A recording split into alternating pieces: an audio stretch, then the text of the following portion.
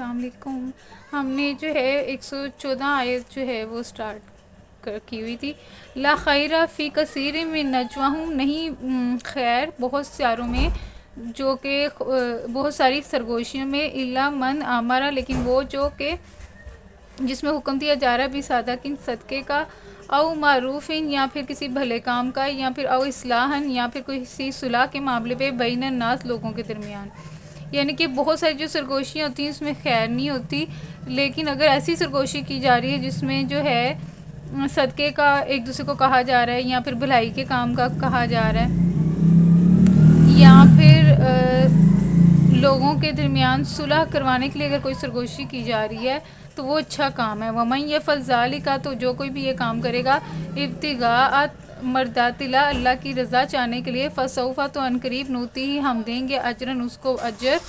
عظیمہ، بہت بڑا۔ وَمَن يُشَاقِقِ الرَّسُولَ، اور جو کوئی سرکشی کرے گا یا نافرمانی کرے گا رسول صلی اللہ علیہ وسلم کی، من بعد اس کے، ما تبینہ، جو ظاہر ہو گیا، اللہ اس کے لیے، ہدایہ، ہدایت میں سے، یعنی کہ ہدایت آنے کے بعد اگر کوئی رسول صلی اللہ علیہ وسلم کی نافرمانی کرے گا، وَيَتَّبِعْ، اور پیروی کرے گا، غیر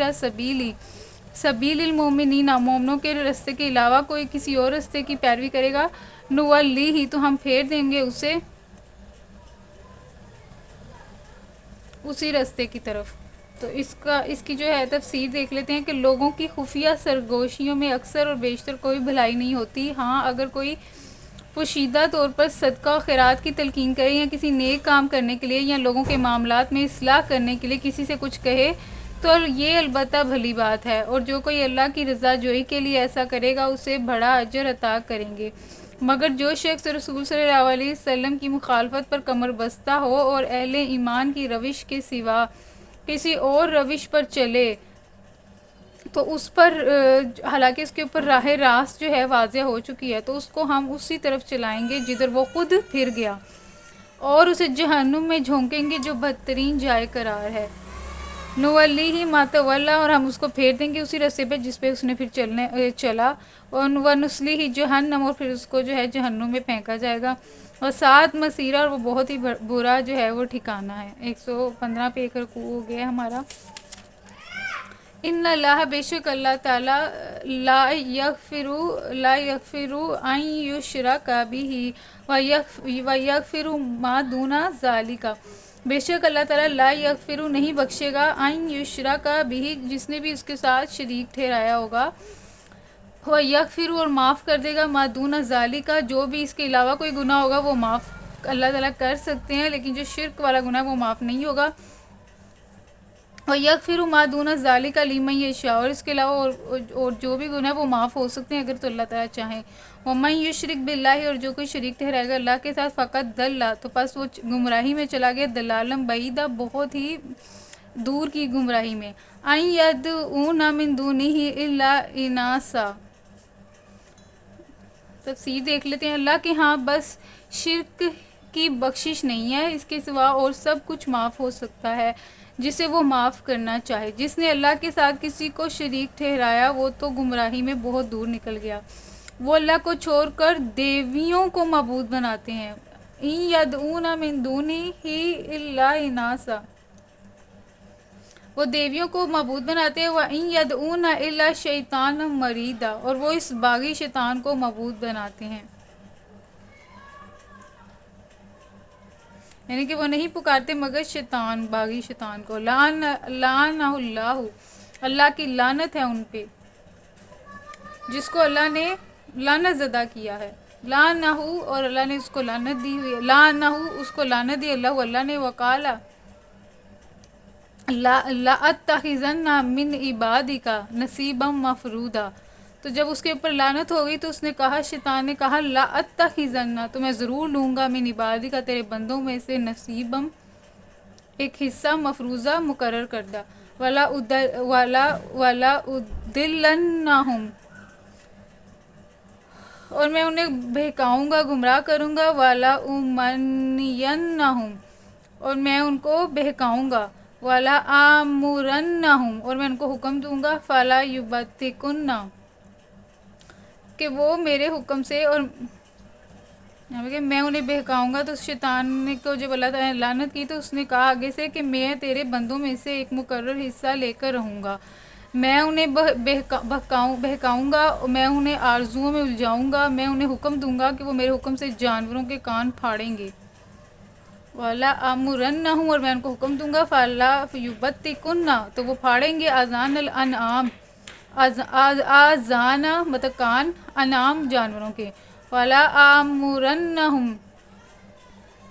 اور میں انہیں حکم دوں گا، فَلَا يُغَيِّرُنَّ خَلْقَ اللَّهِ، تو وہ تبدیلی کریں گے تیری خلق میں، تو وہ میرے حکم سے خدائی ساخت میں رد و بدل کریں گے، وَمَن يَتَّخِذِ الشَّيْطَانَ وَلِيًّا مِن دُونِ اللَّهِ، اور جو کوئی بنائے گا شیطان کو دوست اللہ کے سوا، فقد خاسرا خسرانا مبینہ، تو اس شیطان کو جس نے اللہ کی بجائے اپنا ولی اور سرپرست بنا لیا تو وہ سرے ہی نقصان میں پڑ گیا، یعیدہم ویمنیہم، وہ ان لوگوں سے وعدے کرتا ہے اور انہیں امیدیں بھی دلاتا ہے، یعیدو وعدہ کرتا ہے ان سے، ویمنیہم، اور ان کو امیدیں بھی دیتا ہے، وما یعیدہم الشیطان، اور نہیں ہے وعدے شیطان کے الا غرورا مگر دھوکا، اولئک مأواہم جہنم، ان لوگوں کا ٹھکانہ جہنم ہے، ولا یجدون عنہا محیصا، جہاں پہ ان کو کوئی بھی خلاصی نہیں ملے گی، والذین آمنوا، اور رہے وہ لوگ جنہوں نے ایمان لے کر آئے اللہ پہ، وعملوا، اور عمل بھی کیے صالحات نیک، سندخلہم، تو ان قریب ان کو داخل کیا جائے گا، جنت میں تجری بہتی ہوں گی، من تحتہا الانہار، ان کے نیچے نہریں، خالدین ہمیشہ رہیں گے، فیہا اس میں، ابداً ہمیشہ، وعد اللہ حقا، اور اللہ کا وعدہ حق ہے، اور شیطان کا وعدہ دھوکا ہے، ومن اصدق من اللہ قیلا، اور کون سچا ہے اللہ سے، اور کون سچا ہے اللہ کی بات میں، لیس بامانیکم ولا امانی اہل الکتاب، یہ ہے 122، اس کا جو ہے تفسیر دیکھ لیتے ہیں، شیطان کو اس معنی میں تو کوئی بھی معبود نہیں بناتا کہ اس کے آگے مراسم میں پرستش ادا کرتا ہو اور اس کو الوہیت کا درجہ دیتا ہو، البتہ اسے معبود بنانے کی صورت یہ ہے کہ آدمی اپنے نفس کی باغیں شیطان کے ہاتھ میں دے دیتا ہے اور جدھر جدھر وہ چلاتا ہے ادھر چلتا ہے، گویا کہ یہ اس کا بندہ ہے اور وہ اس کا خدا، اس سے معلوم ہوتا ہے کہ بے چوچراں اطاعت اور اندھی پیروی کرنے کا نام بھی عبادت ہے، اور جو شخص اس طرح کی اطاعت کرتا ہے وہ دراصل اس شخص کی عبادت بجا لاتا ہے جسے اللہ کو چھوڑ کر اس نے اپنا مطاع بنا لیا ہو۔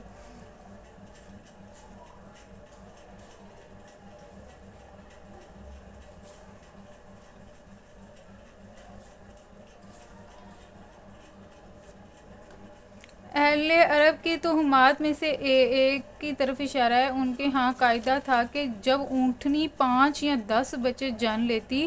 تو اس کے کان پھاڑ کر اسے اپنے دیوتا کے نام پر چھوڑ دیتے تھے، اس سے کام لینا حرام سمجھتے تھے، اسی طرح جب اونٹ کے نطفے سے 10 بچے ہو جاتے اسے بھی دیوتا کے نام پر پن کر دیا جاتا تھا، اور کان چیرنا اس بات کی علامت تھا کہ یہ پن کیا ہوا جانور ہے، یہ جانور مطلب یہ کان چیرنے سے مراد یہ شیطانی کام ہے جس میں عربی لوگ کرتے تھے کہ جس اونٹ نے 10 بچے جنے ہوں جس سے اس کو چھوڑ دیتے تھے کان کاٹ کے،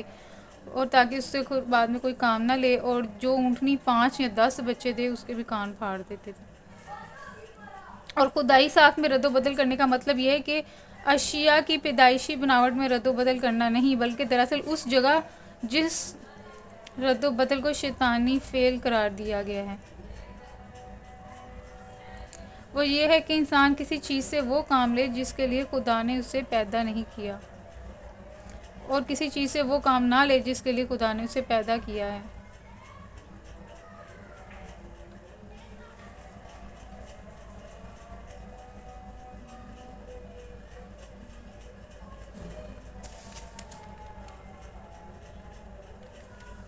مثلاً قوم لوط، مردوں عورتوں کو بانجھ بنانا،